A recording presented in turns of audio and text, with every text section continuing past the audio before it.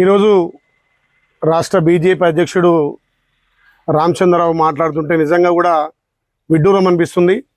బీసీల గురించి మాట్లాడే నైతిక విలువ బీజేపీకి ఏమాత్రం కూడా లేదు. మరి నిన్ననే వాళ్ళు జాతీయ కమిటీ వేసారు. జాతీయ కమిటీలో కూడా తెలంగాణకు మొండి చేయి చూయించారు. తెలంగాణ నుంచి 8 ఎంపీ సీట్లు గెలిస్తే అత్యవసర మెజార్టీ తోటి ఆడ మోడీ ప్రధానమంత్రి అయి ఆడ బీసీ ప్రధానమంత్రి అని చెప్పుకుంటాడు. బీసీలకు మొండి చేయి చూయిస్తాడు. మరి ఈరోజు బీసీల మీద ప్రేమ ఒలకబోస్తున్నారు. నిన్న జరిగినటువంటి జాతీయ కమిటీలో కూడా ఇలా బీసీలకు అన్యాయం జరిగింది. ఓబీసీ మోర్చా అధ్యక్షుడు లక్ష్మణ్ గారిని తీసేసినప్పుడు మీకు బీసీలు గుర్తుకు రాలేదా? మొన్న ఏదైతే ఎలక్షన్ ముంగట బండి సంజయ్ గారు ఇక్కడ రాష్ట్ర అధ్యక్షుడు ఉంటే ఆయన్ని తొలగించి మరి ఒక ఓసీకి ఇచ్చినప్పుడు మరి బీసీల గురించి మాట్లాడలేదు. ఇలా రామచంద్రరావు పెద్ద పెద్ద మాటలు మాట్లాడుతున్నారు. ఇలా ప్రజాప్రభుత్వం గౌరవ ముఖ్యమంత్రి రేవంత్ అన్న ఒక రెడ్డి బిడ్డ అయినా బీసీల కోసం 1931 తర్వాత ఇలా భారతదేశంలో కులగణన జనగణన జరిగిందంటే అది తెలంగాణలో రెడ్డి బిడ్డ ముఖ్యమంత్రి ఉండి కూడా బీసీలకు 42% ఉద్యోగ ఉపాధి స్థానిక సంస్థల్లో రిజర్వేషన్ కల్పించాలని అసెంబ్లీలో చట్టం చేసి గవర్నర్ ద్వారా కేంద్రాన్ని పంపితే మరి కేంద్రంలో మోడీ బీసీ అని చెప్పుకుంటాడు. మరి తెలంగాణలో ఇలా బీసీలకు అన్యాయం చేసిండా లేదా? మొన్న బిల్లు పాస్ అయితే 42% చట్టరీత్యా మరి ఉద్యోగ ఉపాధి స్థానిక సంస్థల్లో రిజర్వేషన్ వచ్చేది. అయినా మా ముఖ్యమంత్రి రెడ్డి బిడ్డ అయినా తెలంగాణలో 50% స్థానిక సంస్థల్లో మేము రాజకీయంగా అవకాశం కల్పించినాం. మరి ఏ ముఖం పెట్టుకొని రామచంద్రరావు ఇలా బీసీల గురించి మాట్లాడుతుండ్రు?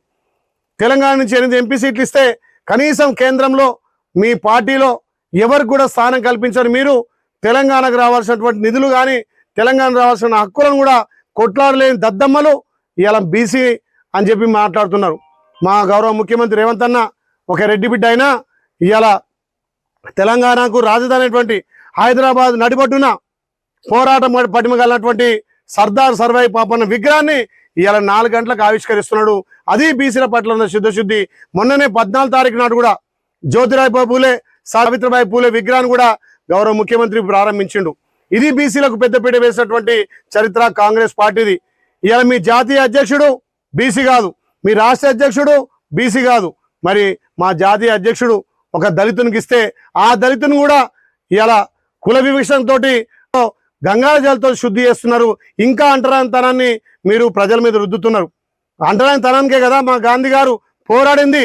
ఇలా మళ్ళా అంటరానితనాన్ని తీసుకొస్తున్నారు. అంటే కులాల మధ్య మతాల మధ్య సిచ్చు పెట్టి దేవుని పేరు మీద ఓటు దండుకునే మీకు బీసీల గురించి మాట్లాడే నైతిక విలువ లేదు. రామచంద్రరావు నువ్వు నోరు అదుపులో పెట్టుకొని మాట్లాడు. ఇలా మా గౌరవ ముఖ్యమంత్రి బీసీలకు పెద్దపీట వేస్తుండు. ఇలా సామాజిక న్యాయం ద్వారా అందరికి అవకాశాలు కల్పిస్తున్నాడు.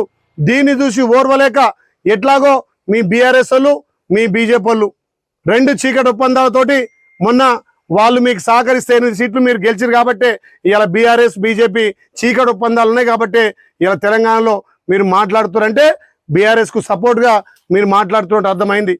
అందుకే గతంలో ఏ ముఖ్యమంత్రి చేయనంత సామాజిక న్యాయంతో పాటు అన్ని విధాల అన్ని వర్గాలకు న్యాయం చేసుకుంటూ ఇలా ట్యాంక్ బండ్ విగ్రహాలతో పాటు అన్ని కుల సంఘాలకు కుల భవనాలతో పాటు ఇలా పెద్దపీట వేస్తుంది ప్రజాప్రభుత్వం గౌరవ ముఖ్యమంత్రి రేవంత్ రెడ్డి గారు. మరి ఇది చూసి ఓర్వలేక ఇలా ఏదో మీరు బీసీలకు పెద్దపీట వేస్తున్నట్టుగా ఇలా సర్దార్ సర్వపాపన్న మరి విగ్రహ ఆవిష్కరణ రోజు బీసీలంతా కూడా కాంగ్రెస్ వైపే ఉన్నారని ఏదో ఒకటి చిల్లర మల్లన మాట్లాడని ఇలా బీజేపీ అధ్యక్షుడు రామచంద్రరావు మాట్లాడడం సరికాదు. మీరు నోరు అదుపులో పెట్టుకొని మాట్లాడాలి. బీసీలకు ఎస్టీలకు ఎస్సీలకు మైనార్టీలకు పెద్దపీట వేసింది కాంగ్రెస్ పార్టీ. దీన్ని చూసి ఓర్వలేక చిల్లర మాట్లాడుతున్నావు. తస్మత్ జాగ్రత్త రామచంద్రరావు గారు.